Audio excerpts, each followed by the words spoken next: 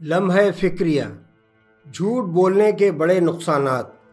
قرآن مجید اپنے عظیم پیغام میں سورہ آل عمران کی آیت نمبر 36 میں فرماتا ہے فَسِيرُوا فِي الْأَرْضِ فَانظُرُوا كَيْفَ كَانَ عَاقِبَةُ الْمُكَذِّبِينَ۔ ترجمہ: زمین میں گھوم پھر کر دیکھ لو جھوٹ بولنے والوں کے ساتھ کتنا برا سلوک ہوا ہے۔ مراد یہ ہے کہ آپ تمام ممالک گھوم لیں، صرف اور صرف سچ بولنے والے ہی ترقی کی بلندیوں یا ان کی منزلوں کو پہنچتے ہیں، اور جھوٹ بولنے والے کبھی بھی کامیاب نہیں ہوتے۔ ایک اور آیت میں اللہ تعالیٰ فرماتے ہیں وَيْلٌ لِّلْمُكَذِّبِينَ۔ ترجمہ: جھوٹ بولنے والوں کے لیے بربادی ہے۔ یہ سورہ مطففین کی آیت نمبر 10 ہے۔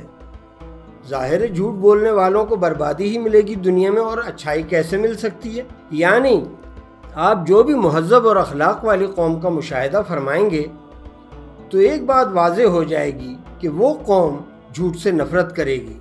یعنی ناممکن ہے کہ کوئی جھوٹ بولنے والی قوم اور کرپٹ قوم ترقی کر جائے۔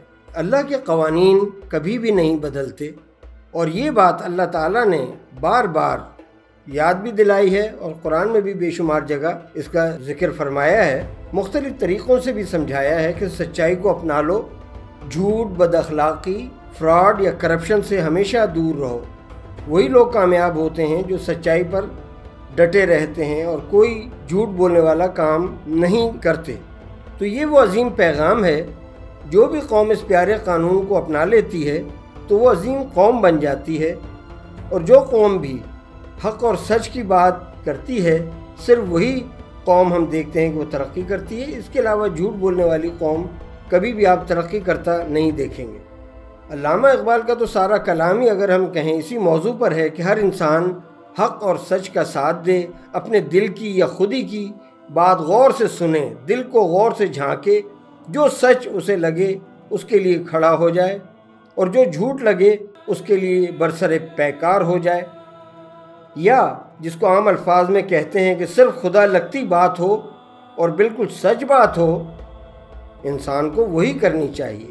دکھاوے کے لیے، منافقت کے لیے، کسی کو خوش کرنے کے لیے کوئی بات اگر آپ کر رہے ہیں اور بظاہر وہ جھوٹی ہے اور آپ اس کو خوش کرنے کے لیے جھوٹ بول دیتے ہیں تو وہ بھی نیگیٹو ہے۔ ہر چیز بری ہے، جو بھی بد اخلاقی پھیلائے، جھوٹ پھیلائے اور جھوٹ کی شاباشی بنائے، تو ہر وہ کام جو جھوٹے کو پروان چڑھائے وہ نیگیٹو کہلائے گا، برا کہلائے گا، بد اخلاقی کہلائے گا۔ علامہ اقبال اپنے پیارے الفاظ میں بچوں کو بھی پیارے پیارے الفاظ میں نیکی اور سچ کے رستے پر چلنے کا حکم دیتے ہیں۔ ملاحظہ فرمائیں کتنا پیارا پیغام معصومانہ الفاظ میں بچوں کی آواز میں علامہ اقبال سناتے ہیں۔ میرے اللہ برائی سے بچانا مجھ کو، نیک جو راہ ہو اسی راہ پہ چلانا مجھ کو۔ یعنی یہ سورہ الحمد میں بھی، سورہ الفاتحہ جسے کہتے ہیں، اس میں بھی اس کا ذکر آیا ہے کہ ہمیں نیک راستے پہ چلانا۔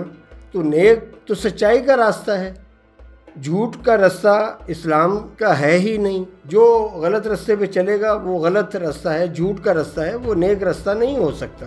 تو جو قوم بھی نیکی اور سچائی کی راہ پر چلتی ہے صرف وہی کامیاب ہوتی ہے۔ ایسا کبھی نہیں ہوتا کہ انسان جھوٹ بولتا ہو اور وہ ترقی کر جائے۔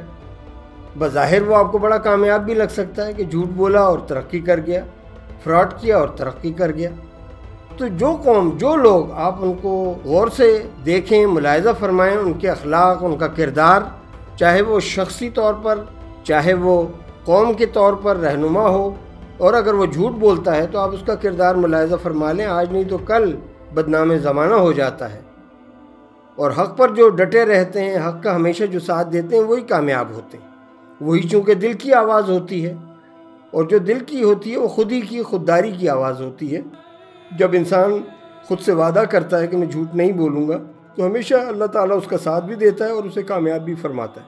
تو آپ دیکھیں گے جو بھی سچ بولتے ہیں ہمیشہ وہ دنیا میں بہت اعلیٰ مقام حاصل کر لیتے ہیں، اور جو قوم بھی جھوٹ اور ملاوٹ میں، فراڈ میں آگے ہوتی ہے اور جھوٹ کا سہارا لیتی ہے، آپ ملاحظہ فرما لیں وہ لوگ کبھی ترقی نہیں کر سکتے۔ ہر جگہ ان کو برائیاں نصیب ہوتی ہیں، بد اخلاقی کی وجہ سے وہ مشہور اور بدنام زمانہ ہو جاتے ہیں کہ یہ لوگ تو جھوٹے ہیں، یہ لوگ تو بد اخلاق ہیں، یہ لوگ تو بد کردار ہیں۔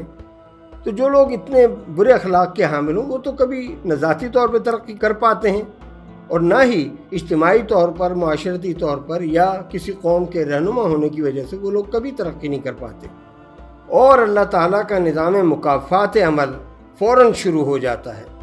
مکافات عمل عربی کے الفاظ ہیں جس کا مطلب ہے جیسا آپ ترازو میں ڈالیں گے پلڑے میں تو اس کے اپوزٹ آپ وہی پائیں گے، یعنی جیسے کرنی ویسے بھرنی۔ آپ ترازو میں جو بھی ڈالیں گے، نیگیٹو ڈالیں گے نیگیٹو ملے گا، اچھا ڈالیں گے اچھا ملے گا۔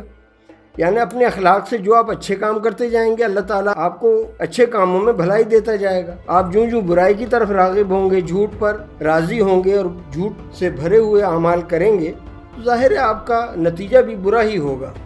یعنی ہر عمل کا ایک رد عمل ہوتا ہے، تو اس کو عربی میں مکافات عمل بھی کہتے ہیں۔